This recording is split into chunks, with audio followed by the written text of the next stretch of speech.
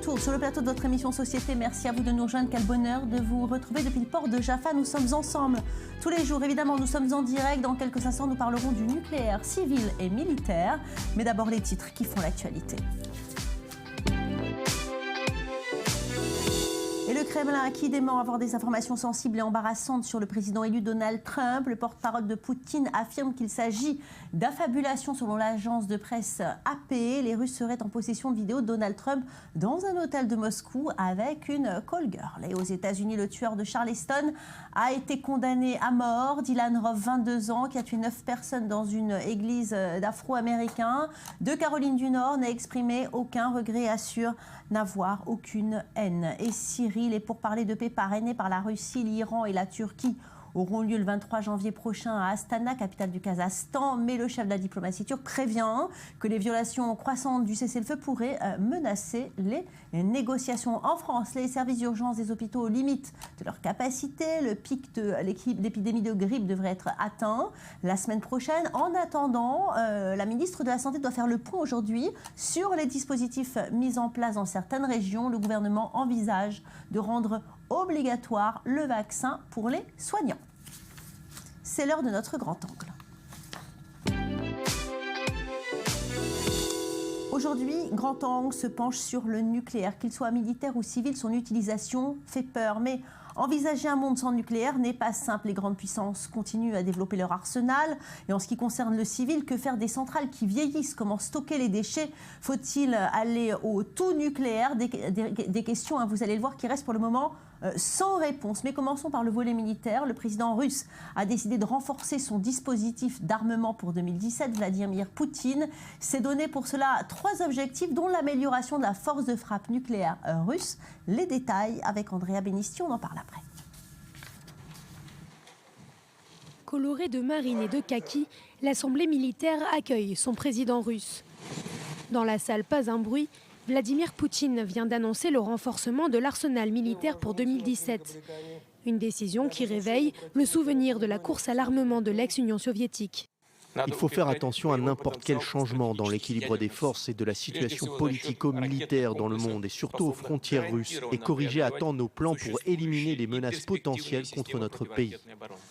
Ces prérogatives interviennent quelques semaines après la brouille des relations russo-américaines. La Russie scrute d'un mauvais œil la présence des boucliers antimissiles américains en Pologne et en Roumanie.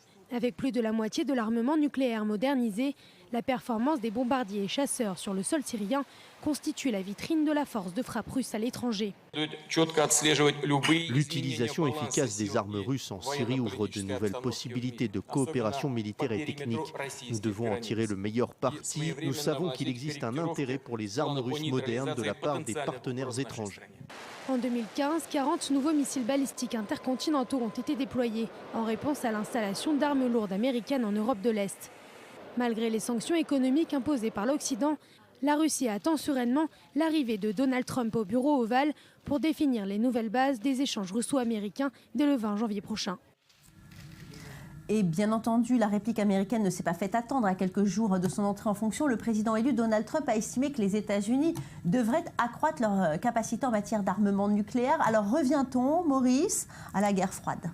Encore la guerre froide, Valérie, mais dans la mesure où Vladimir Poutine, vous l'avez entendu, compte sur Donald Trump pour réchauffer les relations entre l'Est et l'Ouest. Mais le président élu, qui doit entrer dans quelques jours à la Maison-Blanche, a vaguement indiqué les mobiles qui le motivent à renforcer l'armement nucléaire américain. Ce sera comme cela tant que le monde n'aura pas retrouvé la raison, a-t-il tweeté. Un tweet posté quelques heures après une conversation téléphonique avec Vladimir Poutine, qui lui aussi, vous l'avez entendu, s'est prononcé pour le renforcement de la force de frappe de son pays. Alors, en tout cas, Trump et Poutine rompent ainsi avec la volonté exprimée par Barack Obama dans son célèbre discours de Prague en 2009, qui avait exprimé l'espoir d'un monde sans nucléaire. Bon, en chiffres, ça représente quoi, Maurice, cette volonté américaine ? Écoutez, les États-Unis disposent actuellement de 7000 têtes nucléaires, juste derrière la Russie, qui en stocke un peu plus d'une centaine en plus. Le Pentagone entend donc moderniser son arsenal nucléaire. Ça concerne les missiles intercontinentaux, les sous-marins nucléaires et les bombardiers stratégiques. Coût de l'opération, écoutez bien Valérie, 1000 milliards de dollars sur 30 ans. Il y a un autre pays dont le nucléaire inquiète, c'est l'Iran. En ce moment, les grandes puissances et les dirigeants iraniens sont réunis, en ce moment même à Vienne, pour faire un point sur l'accord conclu en 2015, Maurice. Oui, cette rencontre, la 4e depuis l'entrée en vigueur, il y a tout juste un an, de l'accord destiné à garantir le caractère strictement pacifique du programme nucléaire iranien, a été demandée justement par Téhéran le mois dernier, après le renouvellement des sanctions américaines. Elle intervient quelques heures donc avant l'entrée de Donald Trump à la Maison-Blanche. Au cours de sa campagne électorale, il faut le rappeler, Donald Trump avait tout simplement promis de déchirer ce texte considéré comme un des principaux succès diplomatiques de Barack Obama. Et nous passons à présent au nucléaire civil. Je vous l'ai dit, ça inquiète. Mais comment se passer de cette source d'énergie? Par exemple, l'avenir de la centrale nucléaire de Fessenheim, dans le Haut-Rhin, la plus vieille centrale nucléaire de France. Elle est en question avec les habitants de la région qui sont déchirés entre les retombées économiques procurées par la centrale et la peur d'un accident nucléaire. Regardez. Gabriel Weisser habite Fessenheim et veut savoir. Depuis les révélations des médias allemands, il a lancé une pétition et demande une enquête parlementaire. Incident mineur selon l'ASN, majeur selon les médias allemands, il veut connaître la vérité sur l'incident d'avril 2014. En tant que citoyen, en tant que riverain, je suis extrêmement préoccupé.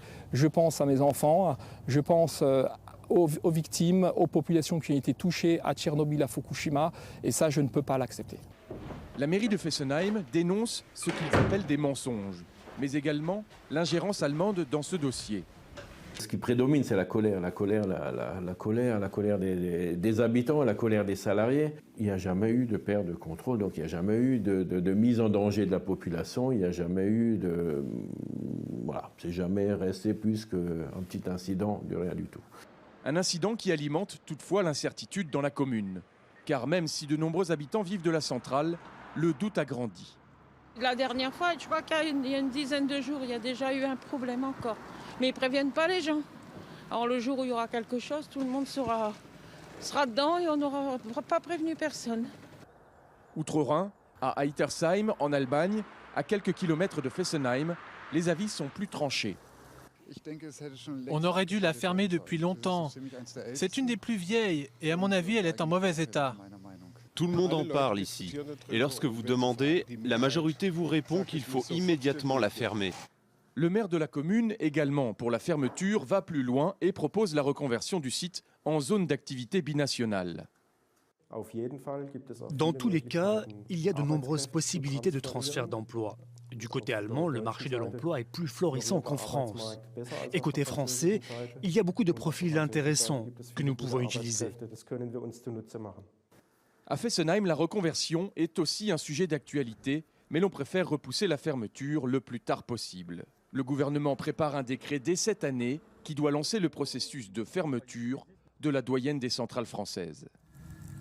Et si la fermeture de la centrale de Fessenheim tarde, en Allemagne, la procédure d'abandon du nucléaire est bel et bien en marche. Le gouvernement allemand a décidé de fermer ces derniers réacteurs nucléaire, Julie Ebaud.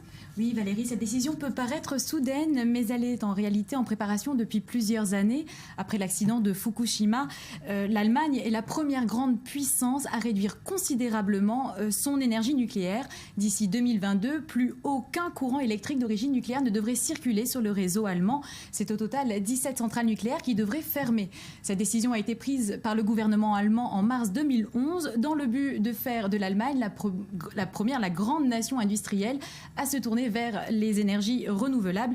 Une décision qui ne semble pas plaire à tout le monde car l'activité économique de bon nombre de régions en Allemagne repose en grande partie sur le nucléaire. C'est notamment le cas de cette gérante d'hôtel qui s'inquiète d'une baisse de son chiffre d'affaires. On écoute.